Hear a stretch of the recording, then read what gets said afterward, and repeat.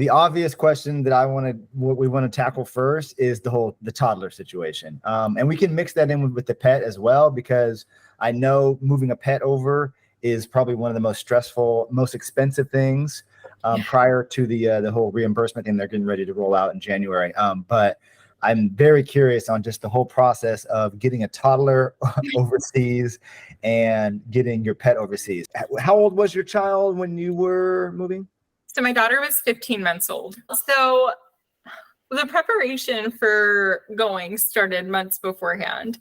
Yeah. We were fortunate enough to be able to actually take a trial flight to go visit some family members. That was in our budget. I know it's not in everybody's budget.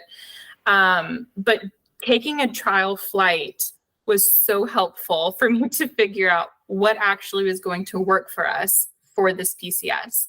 Okay. What toys were helpful and what just took up space, what comfort items she wanted. And then also at 15 months old, she wasn't taking a bottle to help with her ears. So it kind of helped me troubleshoot some of those things so that on the day of travel, I was a little bit less frazzled trying to find solutions. And it also helped me pack less. Okay. And you had solutions that were proven already because of the test flight. Right. So that was really helpful. But I will say one of the things, if you do happen to fly the rotator, is that it's going to be an overnight flight, which is great because hopefully your child will just sleep the entire time. I would highly recommend to parents of young children talking to your pediatrician about melatonin, seeing what they think, seeing about dosage, because my daughter is a light sleeper. And on an airplane, it is hard to get any sleep as it is. So melatonin really helped us with that, and then also helped us with the transition with the time change. Yeah. And then also doing the bedtime routine before we got on the airplane really helped. If you are taking the rotator, there is a very large indoor playground for the children right outside of the terminal. So that was great to get those wiggles out before we transitioned to getting on the plane. We did take a commercial flight before the rotator, and there wasn't a playground, but I would definitely recommend that parents look to see if their airport has one, because it would definitely be worth the walk. Got it. Okay. And so they do have one in BWI though. So yes, and it's right outside the terminal. Perfect. Okay. Is the USO pretty close to the terminal or no? And did you utilize it at all? The USO, we definitely utilized the USO. We would not have been able to do this PCS without the USO. Hands down, it would not have happened. So it might be better to walk through the whole day for us. Yeah. So we to get here to Baumholder, our journey started in Raleigh. We took a commercial flight from Raleigh to BWI. Yeah. We had our dog, toddler, stroller, car seat, 2 suitcases, and 5 storage totes. Okay. So we had a lot of stuff. In Raleigh, they didn't have the luggage carts that were long. They were vertical, so you can only stack 2 or 3 things on top. So my first tip would be to get there way earlier than you think that you need to get there. Because if you're in one of those situations, it's going to take multiple trips to get all of your stuff. You're going to have to divide and conquer, and that's also challenging. For sure. Luckily, my dad was with us, and he was able to load up a cart and help push everything, and then waited till we got to the ticket counter and security. So that was really helpful. Did you stay in BWI overnight, or no? You did not. No, this is a one-day thing. Oh my goodness. Okay. Yeah. Yeah. It was all right. No downtime. No downtime. We're going getting there. All right. So we get our tickets. Obviously check, if you do fly commercial, check your pet policy, luggage. So I believe we flew Delta, and they allowed all of our baggage to be free except for our dog. So that was great. And so, we checked into the flight, go through security. We have all of our stuff. We have the car seat, the stroller. And then not the first, but one of the first obstacles is getting through security if you have any toddler foods. Obviously, TSA is going to stop you. So you're allowed to bring more than 3-ounce containers of toddler foods, juices, milk, breast milk, pouches, but you are subject to more testing. For us, they didn't actually test the food items that I brought. They tested my hands and the packaging, but that did cause, I'd say, like an extra 10-minute delay because it was kind of busy. And did you tell them ahead of time that, look, I've got a lot of liquid with us because we have a toddler? So that they were prepared for that? Okay. Mm-hmm. And you said that they checked you more than they checked the items? Yes. So they didn't open up the pouches, juice boxes, nothing like that. They just checked my hands and then the packaging for the milk and juice boxes and stuff like that. How did you pack the milk for the baby? What did you? So I got the Horizon makes a shelf-stable whole milk, and that's what I got. So it didn't have to be refrigerated. Okay. That's what worked for us. I know that with breast milk, people will use dry ice. They'll use like reusable freezer packs and pack it in a cooler. But we basically had all of her snacks in the diaper bag. The diaper bag was the snack bag. I cannot impress enough the importance of having endless snacks on this day. I mean, because nobody's going to like a hungry toddler, but it's also a great thing to keep them occupied on the flight. She ate almost a whole box of Cheerios by herself, just sitting, and it kept her entertained. So definitely want to pack a ton of snacks. But yeah, that was a big time consumer for us, is getting through security. Okay, got it. So would you say then that snacks and bringing the right toys for her to keep her entertained were like the biggest? Primo. Okay. For sure. Yeah. The toys for her, we used a lot of suction cup toys for the side of the window, coloring books with big crayons. You don't want anything that's too small. From experience, when it drops on the floor, it can be really hard to get. So things like zippers, stuff like that. Right. Those would be really good for traveling. But yeah, snacks and toys. Okay. Do you have a list of all the stuff that you brought for the? I do, somewhere. Okay. Yeah, send that to me if you get a chance, please. Yeah, for sure. Okay. Cool. So you're on the flight. Things are good, right? Yeah. She did great on the flight over, which was wonderful. I do recommend changing your baby before you get on that flight, because there are no changing stations on the Patriot Express. So you're looking at your lap. At least on the commercial flight that we were on, which is smaller. I don't really remember for the Patriot Express if there was a diaper changing station, because I just did it on my lap anyway. Push comes to shove, you have to make a way. Yeah, for sure. Figuratively and literally. Exactly. So, change your toddler beforehand. Yeah, so we got on the first flight, things went great. And then transferring flights was the longest and the most stressful part of our entire day. Now, when you transferring flights, I thought you went straight from BWI to Ramstein. Right. But you have to take everything out of security and then go through security again. And this time it was just the two of us with our 2 suitcases, the dog, the toddler, the stroller, the car seat, and our 7 totes, 5, 7. Oh, okay. Yeah. So, right. And it was nap time. So, it was really stressful. My husband has a gift of getting our toddler to sleep in the baby carrier wherever we are. So he did that at luggage claim while I went to go find a luggage cart. That's where the USO became just so monumental, because we could use those smaller carts But the USO has a huge collection of the giant racks so that we didn't have to make multiple trips this time. And since it was just me and we really needed 2 of those racks, a volunteer from the USO actually walked through the entire airport with me with a cart and helped us load all of our luggage up since my husband had my daughter in a nap. Nice. Absolutely Nice. would not have made it without the USO. And Okay, good.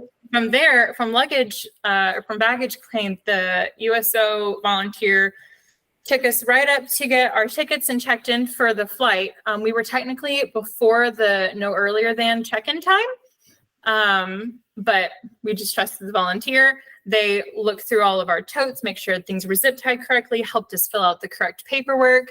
And then when you go to check into the Patriot Express, there are actually 2 different check-in lines.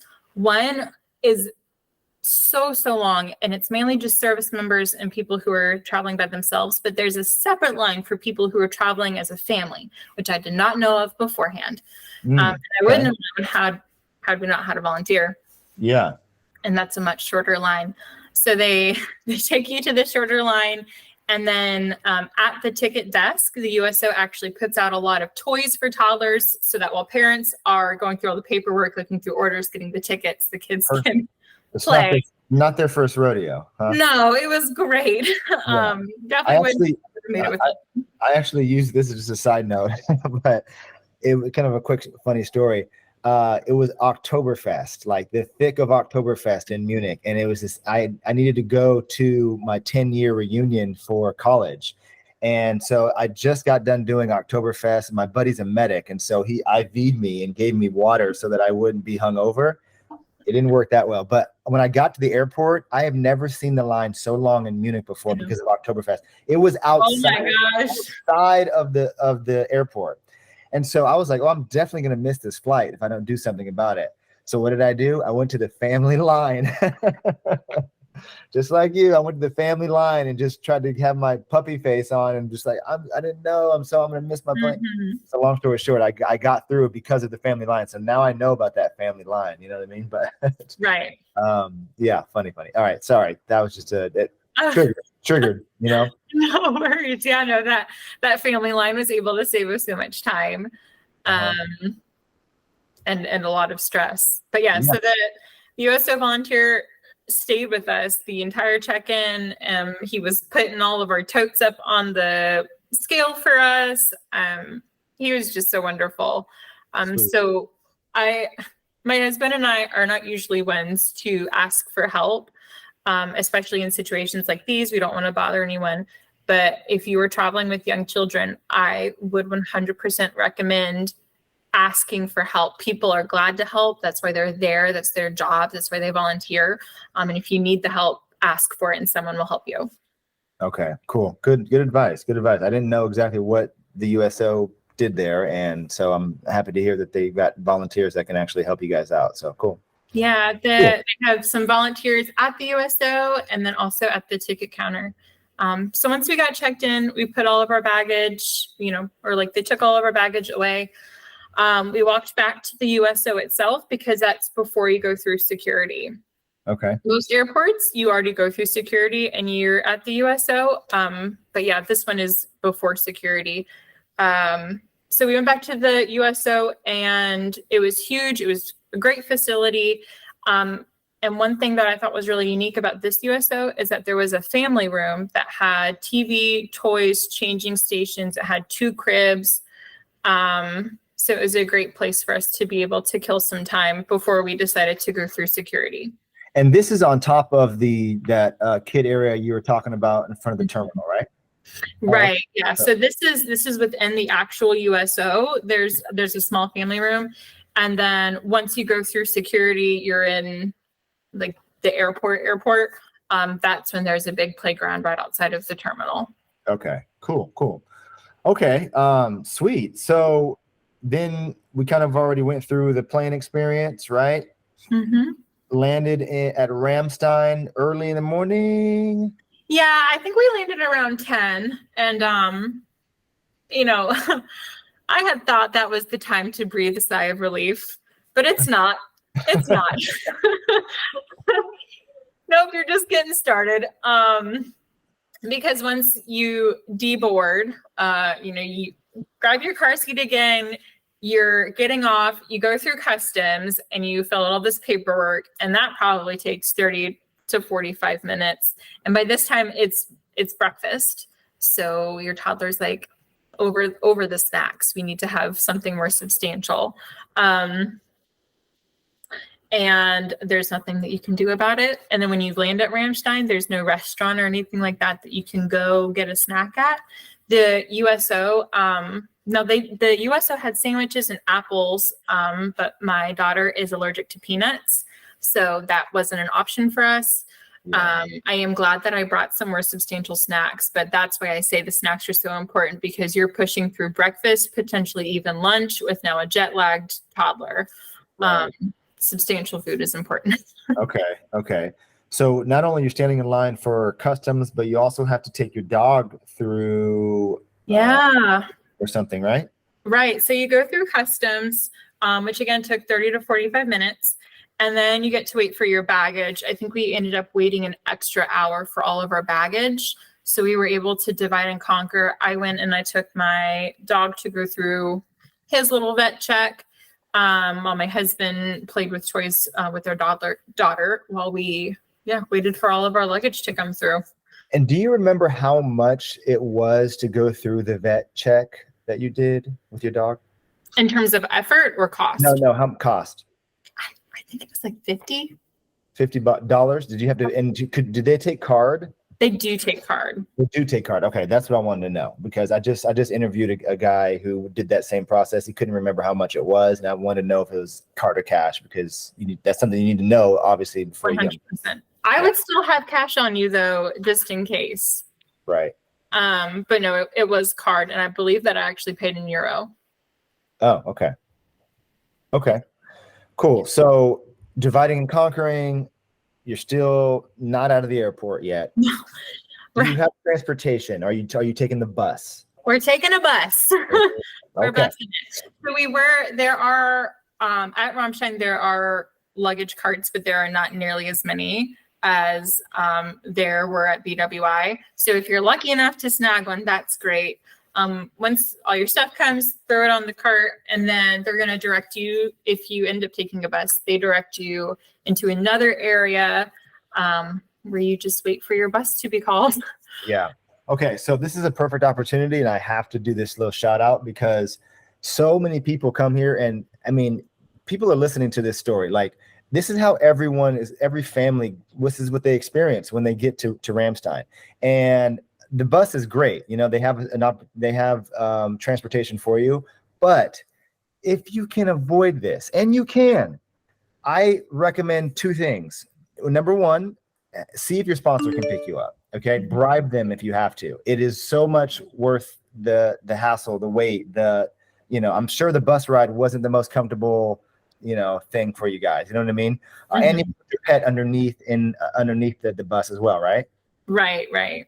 So I highly recommend families to talk to your sponsors, see if they'll come pick you up. If that can't work out for you, or they don't have a vehicle that's big enough to pick you and your family up, there is a resource out, especially in the KMC area. It's called KMC Roadrunners, and they do luxury shuttle service. And this is reimbursable. So take advantage of it. You know what I mean? Be comfortable. Yeah. You're gonna be miserable when you get off that plane, no matter what time you get off.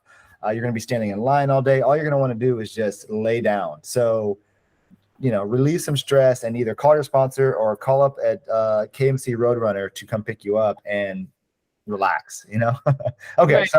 So, but you did the bus, and I'm glad you took the bus, because now you can actually tell people the experience of what the bus is like. You know what I mean? I can talk to you about the bus. Yeah, tell me about the bus. So, I was thinking that this would be kind of like a 16-passenger van situation, but it wasn't. It was like one of the buses that you would take to go sightseeing. So it had like a fold-down desk and all that kind of stuff like that. But yeah, we go out there. You put all your luggage under the bus, and then if you do have a dog also has to go under the bus. Since my dog was small, he flew with us in cabin on the flights. But we did have to have his hard kennel with us, because soft kennels cannot go under the bus. So we had to build that while we were waiting for the bus, and then put him in it and then go under. Okay. One of the more stressful parts of the day too was that his hard kennel was damaged in transit. The two of the places where it bolts down completely snapped off.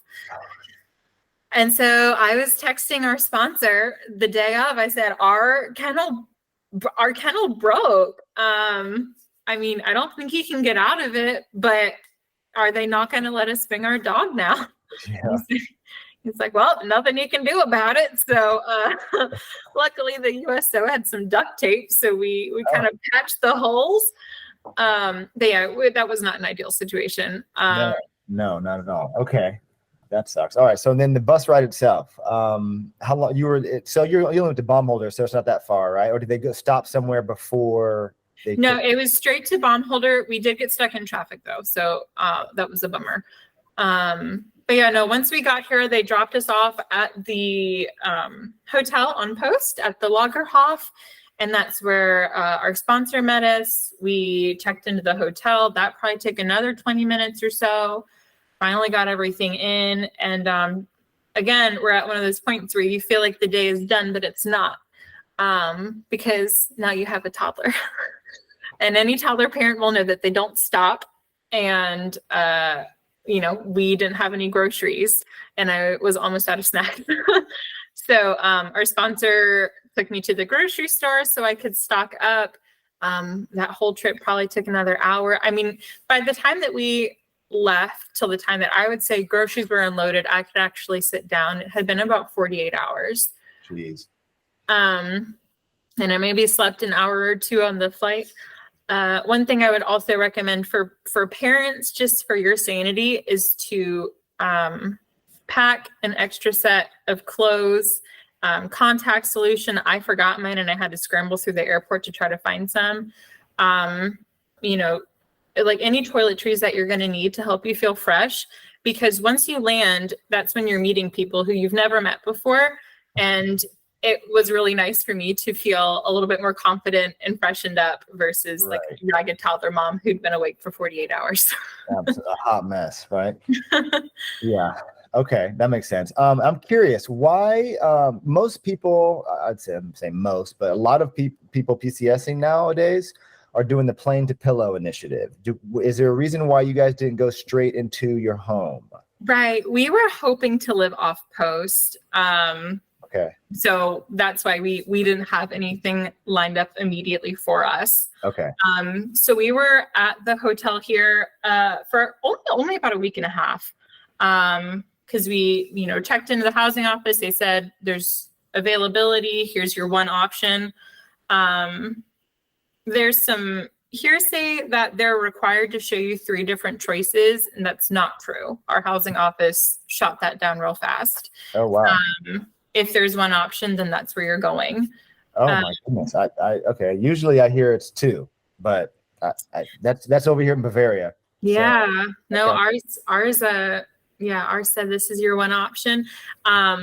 So in my, I know in my husband's orders, it says that we're approved for a 2-bedroom, but there weren't any 2 bedrooms. There was a 3-bedroom. So I guess we did get an upgrade in that regard, but yeah, we're still on post.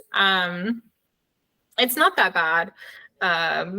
We're enjoying it. I think a lot of your time here, including the trip over, is what you make it. If you're going to have an attitude that this is going to be hard, which it will be, but if you have a bad attitude about it being too hard, then that's how your day's going to go.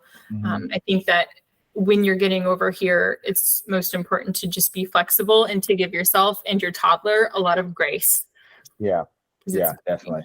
That's actually one of the reasons why I even built this whole business, this whole channel. It's just because I know that it's going to be difficult when you first get over here. Like there's the military just doesn't have enough resources and enough time and enough X, Y, and Z to put into like the whole PCS transition OCONUS. When you go state to state, you just pack your stuff up and you drive to the next state. But coming overseas is just a completely different ball game. And I remember coming in 2014 when we first got here, and there's nothing online to help me, like any resources that I can use to like see what I'm going to get myself into, hear people's stories and experiences, to help get prepared. And so that's why I kind of took this initiative to be like, look, there's a whole community of spouses that are willing to share their story and help each other out. You know what I mean? So it's like, if I can create this platform, then we can get people like yourself that are on here to help people out. You know what I mean? Because it's still going to be hard no matter what. Right. It's no walk in the park. Like you're going to go through some shit. So, but it's nice to be prepared and know ahead of time, like, okay, maybe I should be prepared for this and that, Right. Anyways.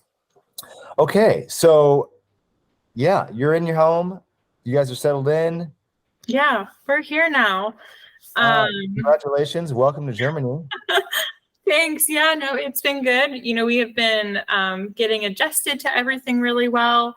I was really nervous about bringing a 15-year-old over, or a 15-month-old over. But the time change was not as intense as I thought it would be, especially because we used melatonin with our pediatrician's counsel. That was really helpful. You also use the tent thing. Explain that. What's that all about? Yeah, there are a couple of products that we brought on the way over that just made it our transition so much easier. The first one is a slumber pod. We bought ours secondhand, but still just as good as right out of the box. And it's a complete blackout tent that fits on top of the pack and play.